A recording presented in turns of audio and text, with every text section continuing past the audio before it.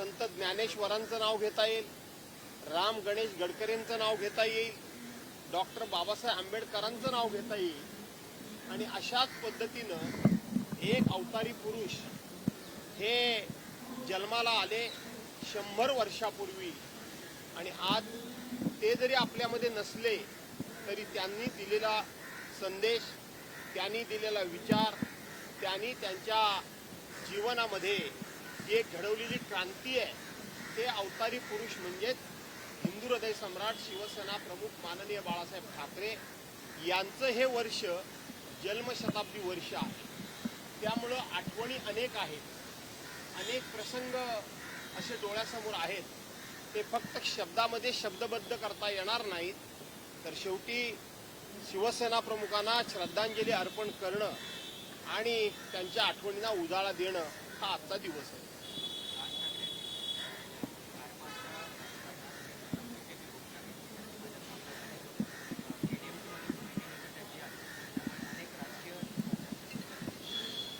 असं आहे की आज बाळासाहेबांना श्रद्धांजली अर्पण करण्याचा दिवस आहे. आज बाळासाहेबांच्या आठवणींना जागवण्याचा दिवस आहे. आज बाळासाहेबांचं कार्य हे या पिढीसमोर आणि पुढच्या पिढीसमोर ठेवण्याचा दिवस आहे. त्यामुळं राज ठाकरेंनी काय राजकीय पोस्ट केली त्याच्यावर भाष्य करण्याचा मी आजचा दिवस समजत नाही आणि आपण या स्मृतीस्थळावर उभे आहोत. त्या स्मृतीस्थळावर फक्त आणि फक्त बाळासाहेबांची आठवण करणं हेच आजच्या दिवसाचं उचित काम होईल. आजचा दिवस त्याच्याकरता उचित ठरेल.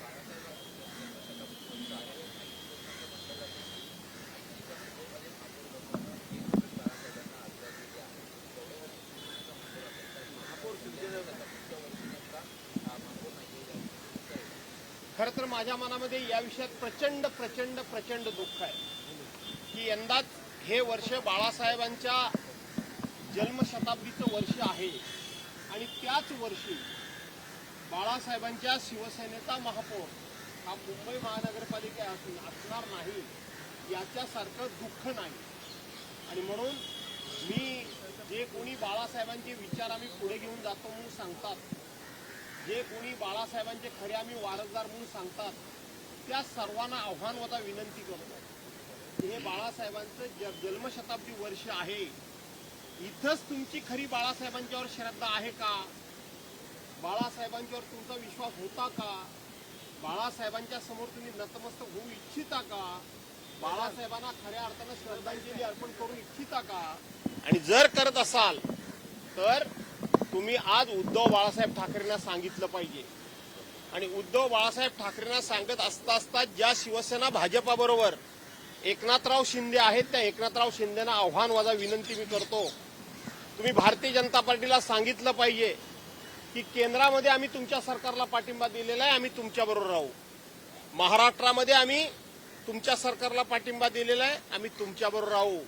पण हे वर्ष हिंदू हृदय सम्राट शिवसेना प्रमुख माननीय बाळासाहेब ठाकरे यांचं जन्मशताब्दी वर्ष आहे.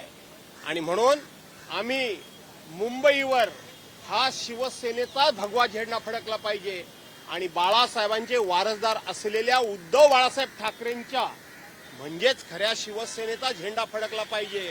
त्यामुळं आम्ही आमचे राजकीय मतभेद बाजूला सारून आम्ही शिवसेना प्रमुखांना खऱ्या अर्थानं श्रद्धांजली अर्पण करण्याकरता म्हणून उद्धव बाळासाहेब ठाकरे जो उमेदवार देतील त्याला आम्ही मदत करू हे सांगण्याचं धाडस एकनाथराव शिंदेनी दाखवलं पाहिजे. हे धाडस भास्कर जाऊ असता तर नक्की दाखवलं असतं.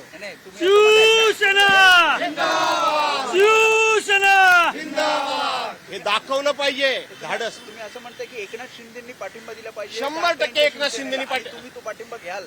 तो घेणं न घेणं घ्यायला नाही. मी सांगतो की त्यांनी दिला पाहिजे. त्यांनी भाजपाला पाठिंबा देता कामा नये.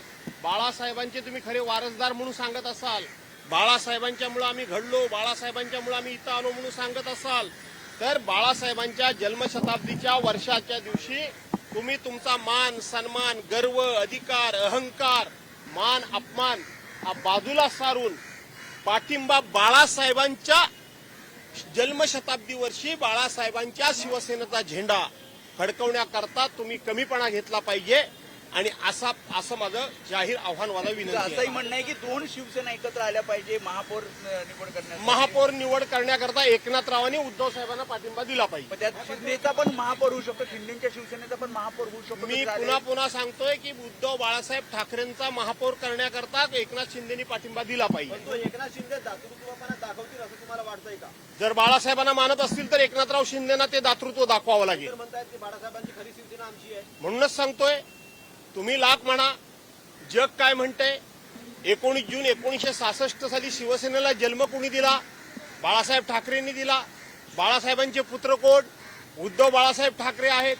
तुम्ही शिवसेना भाजपच्या नादाला लागून तोडून चोरून घेऊन गेलात, म्हणजे तुम्ही तिचे मालक होऊ शकत नाही. मालक होऊ शकत नाही. शेवटी जनता जनार्दनाला माहिती आहे कोण मालक आहे तो. भगवान के घर में देर है लेकिन अंधेर नहीं है. भास्कर जाधव मध्यस्थीची भूमिका घेतील का? मध्यस्थीची भूमिका. जवाचे गहू तवाच्या पोळ्या.